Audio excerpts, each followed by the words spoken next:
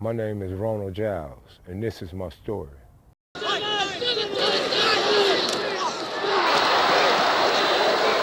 senior does a terrific job. I mean, we had him caught several times. He scrambled out. He threw the ball well.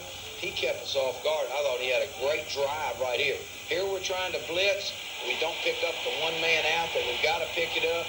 There's the block and the one man, the cornerback, and we just don't do a good job. A lot of times when you blitz. I kind of wanted to be OJ, man, when I was little, you know. Who was your biggest inspiration growing up? Biggest inspiration was James Edward Giles, my father. Truly, I miss him. He was just, man, lieutenant, man. Just, he was all business. You know, little play, all business, man. Just, man, he pushed us so much to be the best, to try to be the best anyway, man. He worked hard. Ronald had a whole lot of his dad personality because his dad, everything he said with dad, he say, and you laugh about it. You know how you see some people just funny people. Yeah. That's how Ronald is. He took that out of him. Oh, yeah. He took that. He would say something that his dad was the same way. Yeah, just what. Funny. Mm-hmm. Yeah. James Edward Giles. All right. What was it like growing up in your household? Dad ran everything. It was great. Anthony had an old man. I don't know. He was a humble. He was just. I don't know what to say about Anthony. I used to say, "What, Anthony?"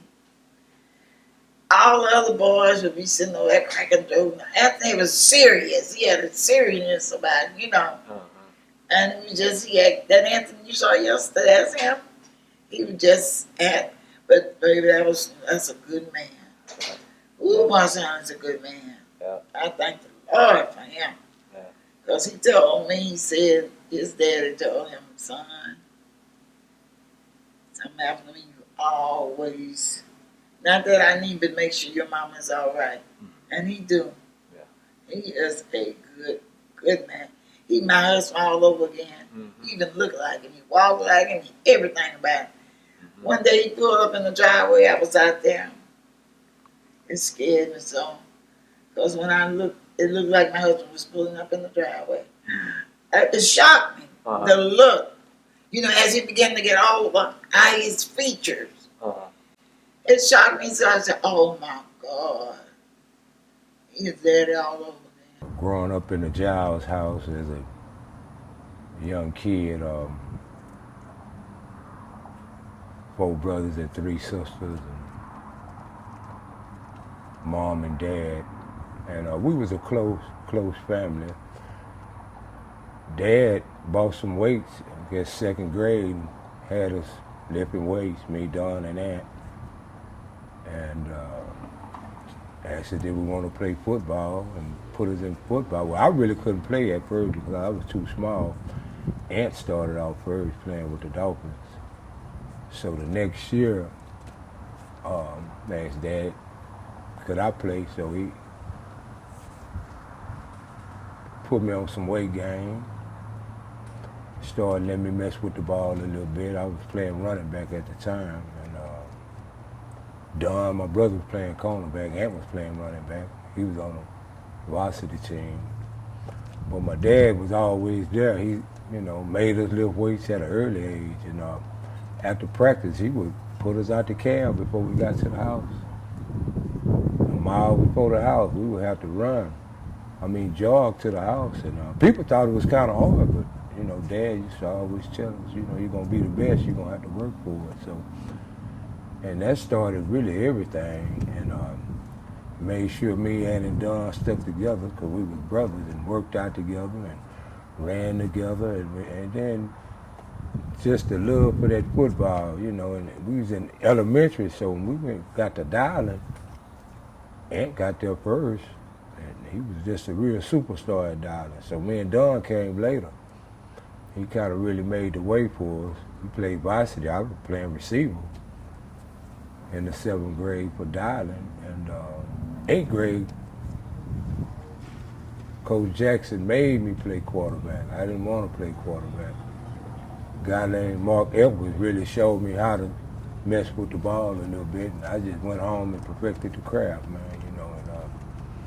It started then at Dialing, and we just started working hard. Pops kept us on them weights, made me throw the ball every day, every night. We come in and check when he get out work, make sure.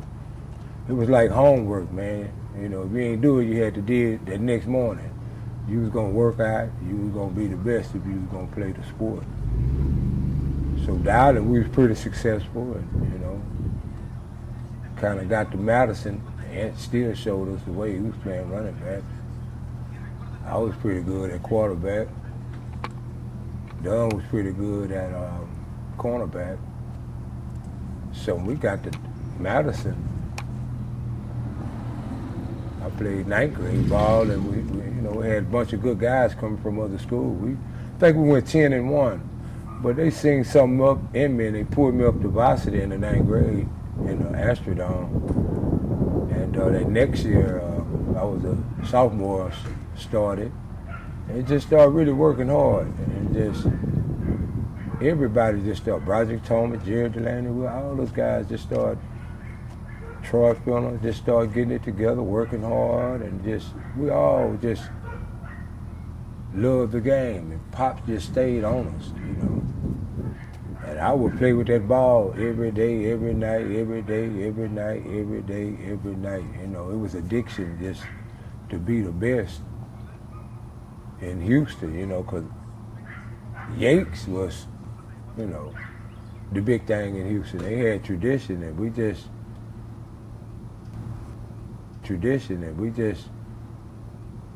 that was our goal, to really beat Yanks, because they was the talk of the town, because they had tradition over there. And we just start perfecting everything, man. We just worked together, worked hard, and just said we was gonna be the best. And I put it in my head, man, I got to be the best, man. And that's what it is. Who was your college coach? Jim Wacker. We get a chance right now, like you don't get very many times in life, and I hope you all understand what that means. What you think about Jim at the time? He was a great coach. I think he had great talent there. I think at the time it was just too much talent. And he just didn't know how to organize what he had. One of my favorite quarterbacks, Thomas Ledette, man, went to Jack Yates. Man, he went to TCU, man. And I like the TCU for myself. He kind of encouraged me to go there, man, just being for real. Just a diverse world, man, and how to deal with people, and just how to get along with others, really, and just how to make it, man, because it was really tough at a point of time at TCU. It made me stronger, actually, man. It made me strong and let me see how the world, different people coming from everywhere, and just, it made me stronger, man. It opened up my eyes to see what was really real in this world, what was fake and what was real. And, I got to see a lot of things, had fun, disappointed a lot of things, but basically, it learned me how to deal with people, all race of people.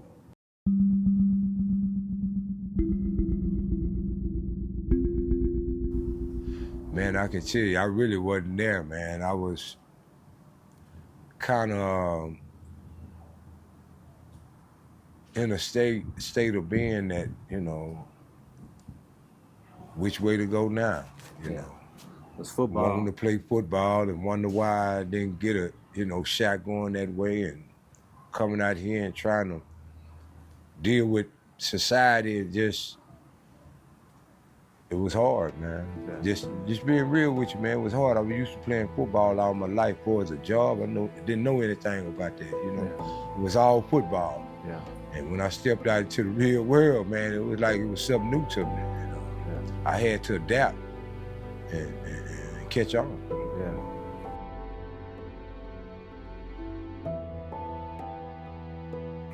Why did you try drugs?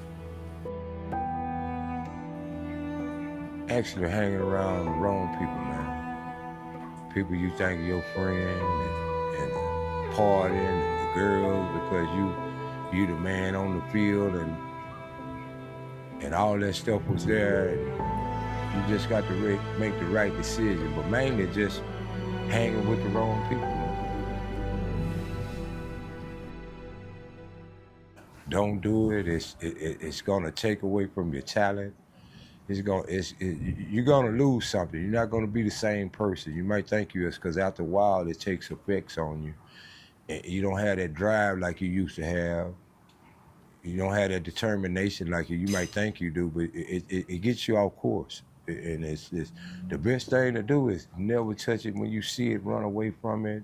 If you see people doing it, get away from it. Because it takes you down, man. That's what it does. So, how did you feel being around your family when you were on drugs? Feel like I let them down. You know, this is not me. I wasn't raised like this. You know, and I feel like I let my family down. Mainly, I let myself down because I'm a much stronger person. You know, Pop raised me to be strong. And, you know, a lot of times you can get caught up in self and get caught up in everybody thinking you're a king because you play football and you get this big thing going and you get caught up and lose yourself sometimes. Yeah. Okay. Now, today, when you see your mom, your siblings, your children, your friends, how do you feel? Oh, man, I'm great, man. God has delivered me, man.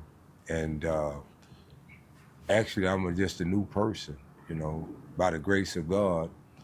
And just, man, I see my family, they love me. They know the road that I've been down, know the success and the downfalls and the pits. And they've been there for me all the time, man. It's great, man. We still family. We still love one another. And I'm hitting 100% right now, man. Man, I feel great. New Ron Jiles, experienced Ron Jiles, and a loving Ron Jiles, willing to help. It's just on the right track, man. God has blessed me totally, and I just feel great. Yeah.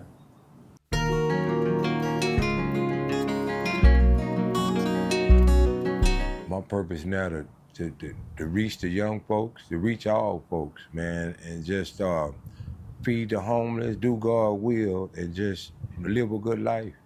And to encourage people to do good, to encourage people that you can do better with Christ, you can do it. But you got to stay around from the wrong people. You got to stick with the right people and believe in yourself and just trust in God and get in that word, and God will continue to bless you.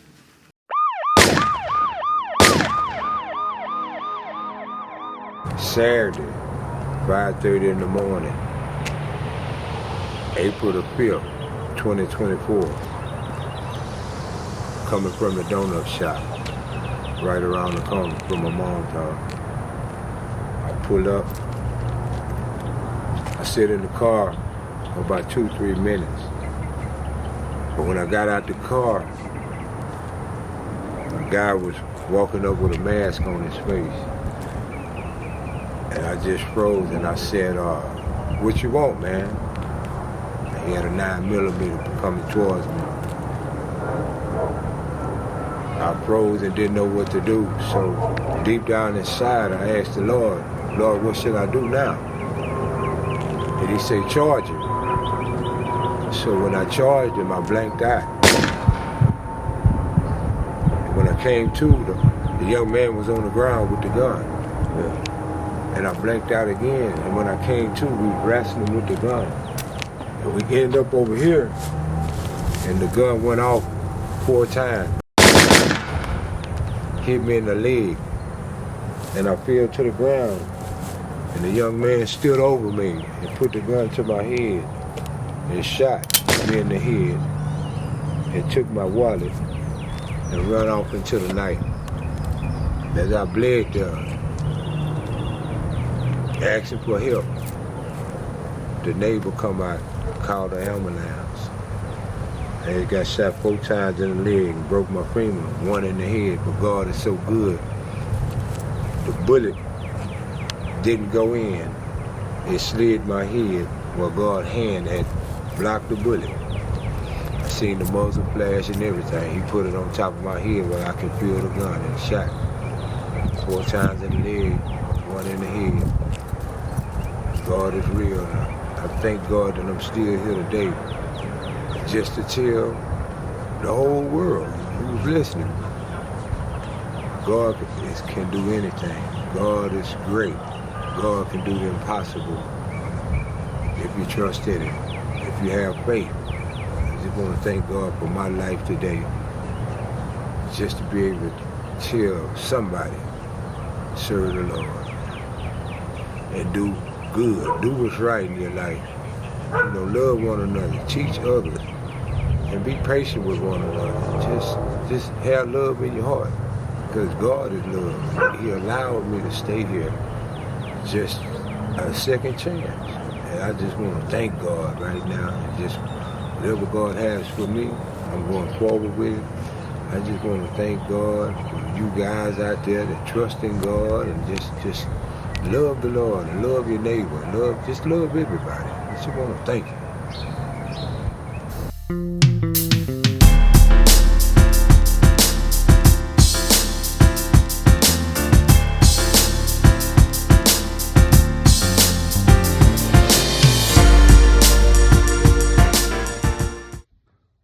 Ronald, Jiles, I salute you, my brother. Yeah.